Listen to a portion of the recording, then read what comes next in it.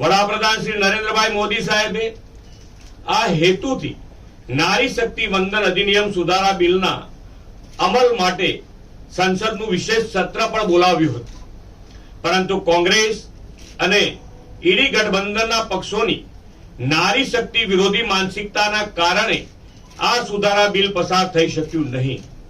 કોંગ્રેસ અને તેના સાથી પક્ષોએ નારી શક્તિ વંદન અધિનિયમના અમલમાં રોડા નાખવાનું મોટું પાપ કર્યું છે. આના કારણે દેશની કરોડો મહિલાનું મનોબળ પણ તૂટ્યું છે.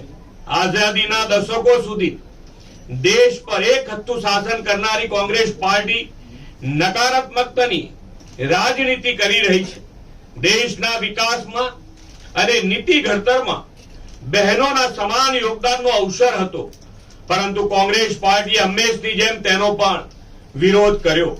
કોંગ્રેસ અને ઈડી ગઠબંધને અત્યાર સુધી પરિવારવાદને પોષવાનું જ કામ કર્યું છે. શ્રી મોદી સાહેબના નેતૃત્વમાં દેશમાં થઈ રહેલ રિફોર્મ્સ કોંગ્રેસ કલ્ચર વાળા લોકો સાંખી શકતા નથી. એટલે એમને ડર છે કે જો આ અધિનિયમ લાગુ થઈ જાય તો દેશની સામાન્ય પરિવારની બહેનો પણ સંસદ અને વિધાનસભામાં પ્રતિનિધિત્વ મળતું થઈ જશે. કોંગ્રેસ એનો વિરોધ કરી પોતાની સંકુચિત માનસિકતા પ્રગટ કરી દીધી છે.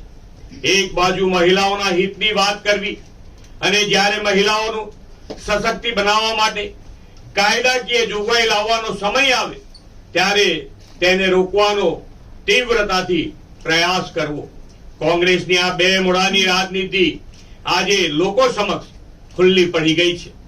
મહિલાઓના હિતને અવગણવાની તો તેમની જૂની આદત છે. કોંગ્રેસના સમયમાં મહિલાઓને બેંક ખાતા, સ્વાસ્થ્ય સુરક્ષા, ટ્રિપલ તલાકમાંથી મુક્તિ જેવી મૂળભૂત સ્વતંત્રતા અને સુવિધાઓથી પણ વંચિત રાખવામાં આવ્યા હતા.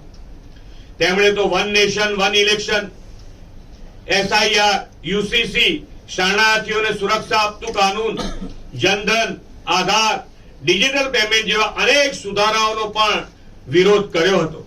નારી શક્તિને વિકાસમાં અને નીતિ નિર્ધારણમાં ભાગીદારી આપવાની લડાઈ તો દશકોથી ચાલી રહી છે. વડાપ્રધાન શ્રી 21મી સદીના ભારતની નારી શક્તિને નવા અવસર, નવી તકોથી વિકાસનો નવો ઇતિહાસ વિશ્વ સામે મૂકવાની નેમ રાખી છે. આપના પોતાના પ્લેટફોર્મ લલકારને લાઈક કરો, ફોલો કરો, સબસ્ક્રાઇબ કરો અને શેર કરો.